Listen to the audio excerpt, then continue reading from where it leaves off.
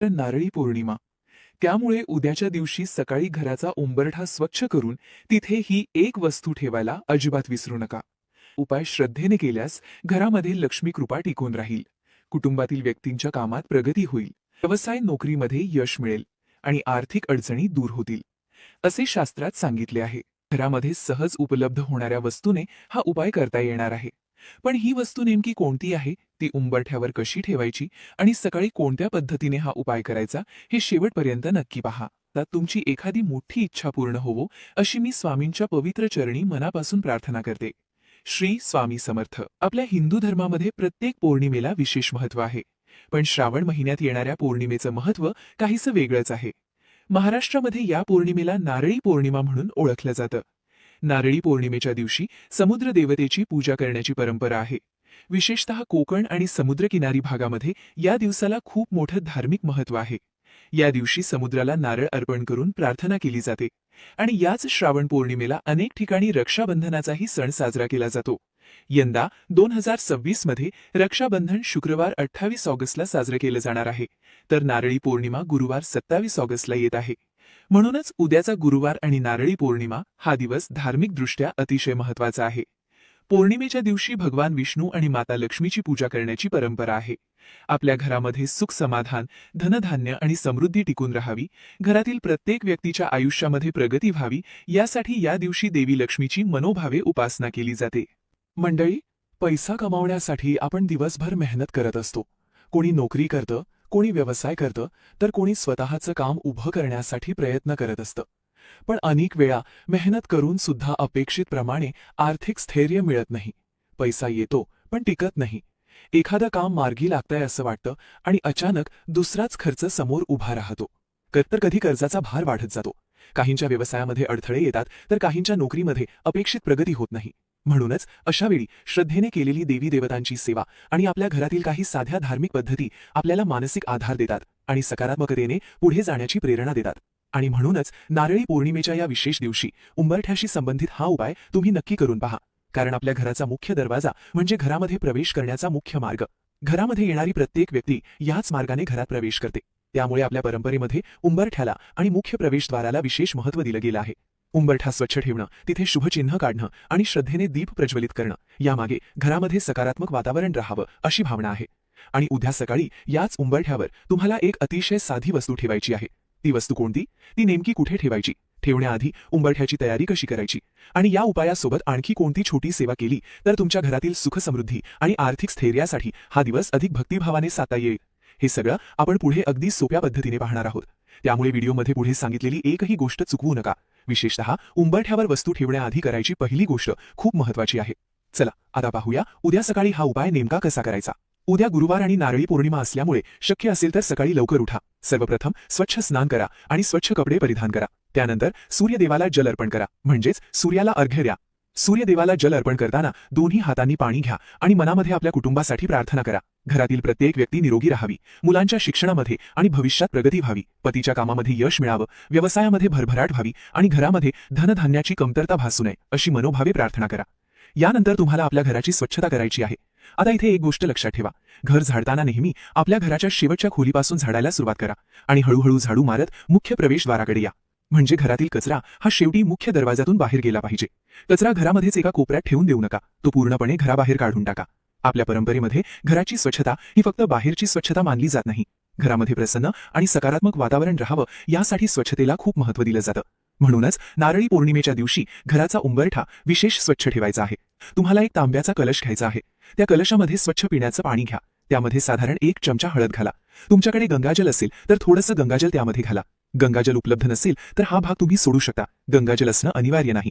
आता हे पाणी घेऊन तुम्हाला घराच्या मुख्य प्रवेशद्वाराच्या उंबरठ्याजवळ हलकं शिंपडायचं आहे. उंबरठा आणि मुख्य दरवाजाच्या आसपास हे पाणी शिंपडल्यानंतर एका स्वच्छ कपड्याने ती जागा पुसून घ्या. आता पुढची गोष्ट खूप महत्त्वाची आहे. उंबरठा स्वच्छ झाल्यानंतर तिथे हळदीचं लेपन करायचं आहे. हळद ही आपल्या धार्मिक परंपरेमध्ये शुभ मानली जाते. विशेषतः देवी लक्ष्मीच्या पूजेमध्ये हळद कुंकवाला महत्त्व आहे. त्यामुळे उंबरठ्यावर हळदीचं लेपन करून त्या जागेला शुभ स्वरूप दिलं जातं. आधी उंबरठा स्वच्छ करा, हळदीच्या पाण्याने शुद्धी करा आणि त्यानंतर हळदीचं लेपन करा. हे सगळं करताना मनामध्ये एकच भावना ठेवा की माझ्या घरामध्ये सुख, शांती, समाधान आणि समृद्धी सदैव राहू दे. माझ्या कुटुंबाची प्रगती होऊ दे आणि घरामध्ये आलेली लक्ष्मी स्थिर राहू दे. मंडळी, हा उपाय करताना मनामध्ये श्रद्धा असणं सगळ्यात महत्वाचं आहे. आता उंबरठ्याची ही तयारी झाल्यानंतर पुढे तुम्हाला एक दिवा प्रज्वलित करायचा आहे आणि त्यानंतरच आपल्या मुख्य उपायाकडे जायचं आहे. आणि इथे दिवा नेमका उंबरठ्याच्या कोणत्या बाजूला ठेवायचा, त्यामध्ये कोणती वात वापरायची आणि त्यानंतर उंबरठ्यावर कोणतं शुभचिन्ह काढायचं हे आता जाणून घेऊया. तर मंडळी, आता उंबरठा स्वच्छ करून हळदीचं लेपन झाल्यानंतर पुढचं काम आहे दिवा प्रज्वलित करण्याचं. यासाठी एक मातीची पणती घ्या, त्यामध्ये दुहेरी कापसाची वात लावा. तुमच्याकडे शुद्ध गाईचं तूप असेल तर तुपाचा दिवा लावा. तूप नसेल तर तेलाचा दिवा सुद्धा तुम्ही लावू शकता.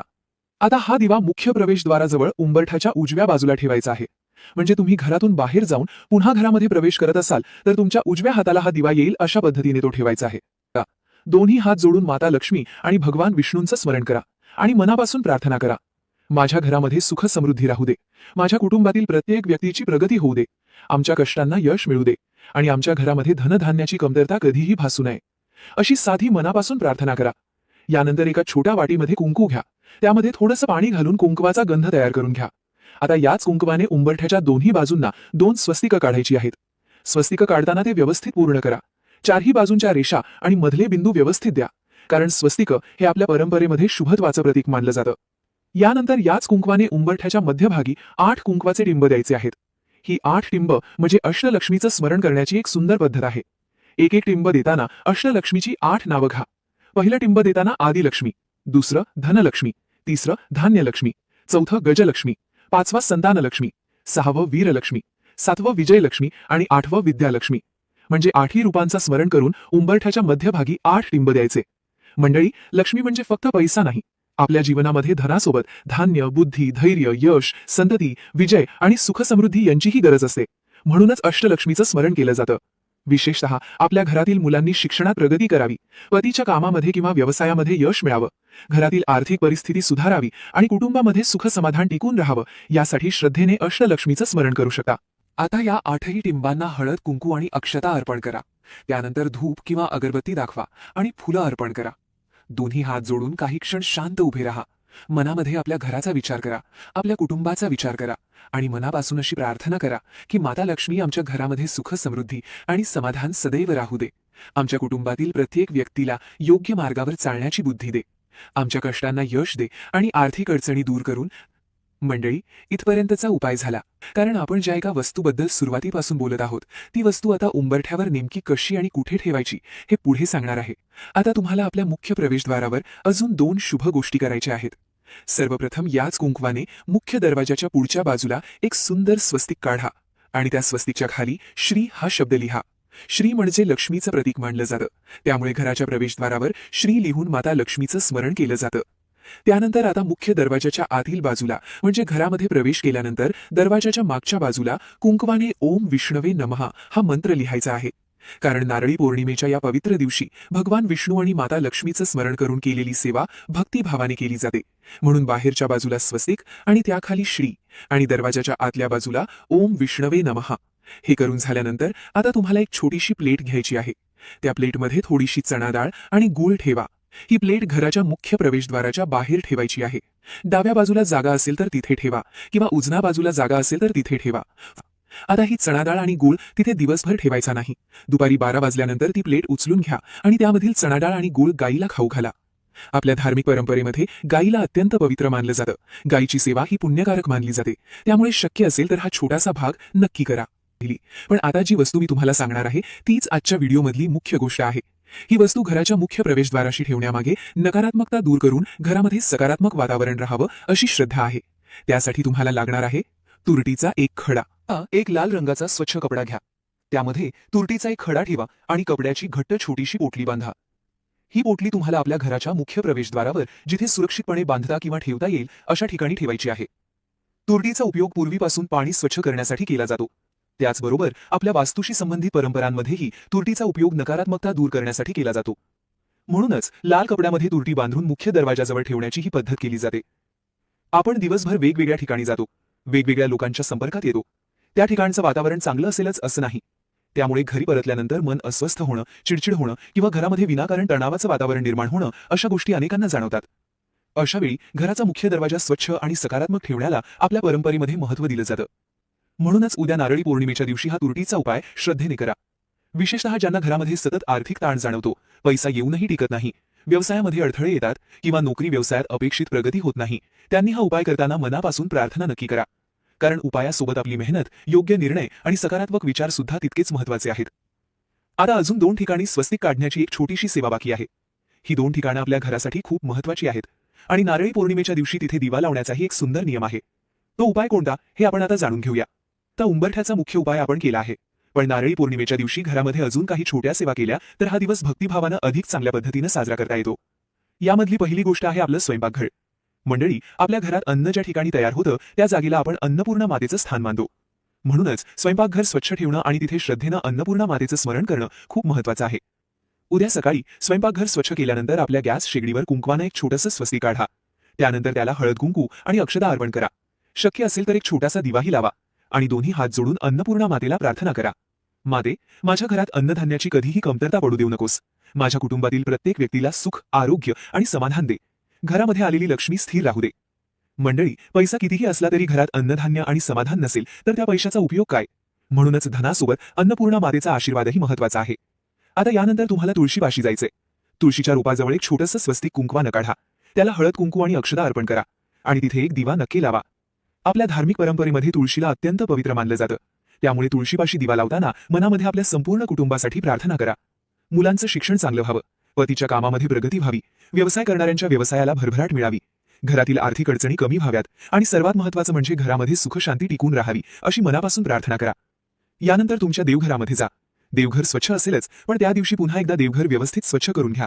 देवघराच्या मागच्या बाजूला किंवा योग्य जागेवर कुंकवाने एक स्वस्तिक काढा. त्यावर हळद कुंकू आणि अक्षता अर्पण करा.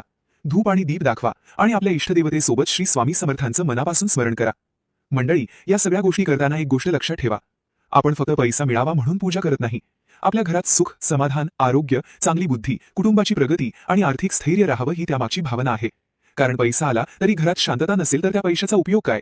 म्हणून लक्ष्मी कृपेसोबत घरातील प्रत्येक व्यक्ती सुखी राहावी ही प्रार्थना करा. आणि मंडळी, आजच्या उपायामध्ये आपण मुख्य दरवाजापासून स्वयंपाकघर, तुळशी आणि देवघरापर्यंत सेवा केली आहे. पण एक शेवटची छोटी सेवा संध्याकाळी करायची आहे. ती अगदी सोपी आहे आणि त्यासाठी तुम्हाला फक्त 2 कापराच्या वड्या लागणार आहेत. संध्याकाळी देवासमोर त्या 2 कापराच्या वड्या प्रज्वलित करा. कापूर जळताना काही क्षण घरामध्ये शांतपणे फिरवा आणि नंतर देवासमोर ठेवून द्या. कापूर आपल्या धार्मिक परंपरेमध्ये शुद्धीकरणाचं प्रतीक मानलं जातं. त्यामुळे कापूर प्रज्वलित करून घरातील वातावरण प्रसन्न आणि सकारात्मक राहावं अशी भावना ठेवली जाते. कापूर दाखवताना मनामध्ये असलेल्या चिंता, ताणतणाव आणि अडचणी स्वामींच्या चरणी सोपवा आणि मनापासून म्हणा, श्री स्वामी समर्थ, माझ्या घरावर आणि माझ्या संपूर्ण कुटुंबावर तुमची कृपा सदैव राहू दे. मंडळी, आता शेवटी हा उपाय कोणत्या व्यक्तींनी करू नये आणि कोणती काळजी घ्यायची हे सांगणंही तितकंच महत्त्वाचं आहे. म्हणून व्हिडिओचा हा शेवटचा भाग नक्की ऐका. तर मंडळी, आता आजच्या या नारळी पौर्णिमेच्या उपायाबद्दलच्या काही महत्त्वाच्या गोष्टी शेवटी सांगते. सर्वात पहिली गोष्ट म्हणजे हा उपाय करताना स्वच्छता आणि मनाची श्रद्धा या दोन्ही गोष्टी महत्त्वाच्या आहेत. शक्य असेल तर सकाळी स्नान करून स्वच्छ कपडे घालूनच ही सेवा करा. घाईघाईने किंवा फक्त व्हिडिओमध्ये सांगितलं म्हणून करायची म्हणून करू नका. मनापासून करा. माता लक्ष्मी, भगवान विष्णू आणि आपल्या इष्टदेवतेचं स्मरण करून हा उपाय करा. आणि एक गोष्ट लक्षात ठेवा मंडळी, कोणताही उपाय केला म्हणजे लगेच सगळ्या अडचणी नाहीशा होतील असं नाही. आपल्या जीवनामध्ये आपली मेहनत, योग्य नियोजन आणि योग्य निर्णय हेही तितकेच महत्त्वाचे आहेत. हा उपाय श्रद्धेचा आणि सकारात्मकतेचा एक भाग म्हणून करा. जर तुमच्या घरामध्ये आर्थिक अडचणी असतील तर त्यातून बाहेर पडण्यासाठी प्रयत्न सुरू ठेवा. कर्ज असेल तर ते फेडण्यासाठी योग्य नियोजन करा. व्यवसाय असेल तर त्यामध्ये नवीन संधी शोधा. नोकरी असेल तर आपल्या कामामध्ये प्रामाणिकपणे मेहनत करा. आणि या सगळ्यासोबत माता लक्ष्मीची भक्ती करा. कारण आपल्याला फक्त पैसा नको आहे, आपल्याला पैशासोबत स्थैर्य हवं आहे, कुटुंबाची प्रगती हवी आहे, मुलांचं चांगलं भविष्य हवं आहे आणि घरामध्ये सुख, समाधान हवं आहे. म्हणूनच उद्या नारळी पौर्णिमेच्या दिवशी श्रद्धेने हा उपाय करा. आणखी एक महत्त्वाची सूचना, जर तुमच्या घरामध्ये सुतक किंवा अशौच असेल तर हा धार्मिक उपाय करू नका. तसंच स्त्रियांच्या मासिक पाळीच्या काळात त्यांनी हा उपाय स्वतः करू नये. घरातील पुरुष किंवा इतर सदस्य श्रद्धेने ही सेवा करू शकतात. आणि उद्या सकाळी हा उपाय करताना सर्वात आधी मी सांगितलेली गोष्ट लक्षात ठेवा. घर स्वच्छ करा, कचरा मुख्य दरवाजातून बाहेर काढा, उंबरठा स्वच्छ करा, हळदीचं लेपन करा, दिवा लावा, स्वस्तिक आणि अष्टलक्ष्मीचं स्मरण करा आणि त्यानंतर लाल कपड्यामध्ये बांधलेली तुरटीची पोटली मुख्य प्रवेशद्वाराजवळ ठेवा. हीच आपल्या आजच्या उपायामधली मुख्य वस्तू आहे. मंडळी, नारळी पौर्णिमा हा आपल्या श्रद्धेचा आणि भक्तीचा पवित्र दिवस आहे. त्यामुळे उद्या काहीही करताना मनामध्ये भीती ठेवू नका. मनामध्ये श्रद्धा ठेवा. माता लक्ष्मीची कृपा आपल्या घरावर सदैव राहो. भगवान विष्णूंचा आशीर्वाद आपल्या कुटुंबाला मिळो. आपल्या मुलांच्या आयुष्यामध्ये यश आणि प्रगती येवो. पती पत्नीच्या जीवनामध्ये प्रेम आणि समाधान राहो. व्यवसाय करणाऱ्यांच्या व्यवसायामध्ये भरभराट होवो. नोकरी करणाऱ्यांना प्रगतीच्या नवीन संधी मिळोत. घरातील आर्थिक अडचणी दूर होऊन आर्थिक स्थैर्य मिळो. आणि प्रत्येकाच्या घरामध्ये सुख, शांती, समाधान आणि धनधान्याची सदैव भरभराट राहो हीच श्री स्वामी समर्थांच्या चरणी मनापासून प्रार्थना.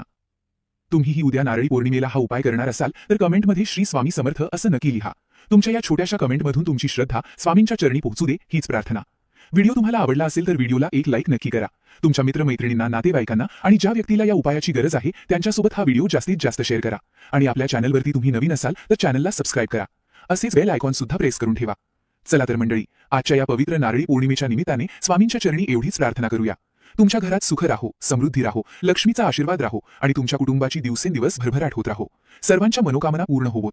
श्री स्वामी समर्थ.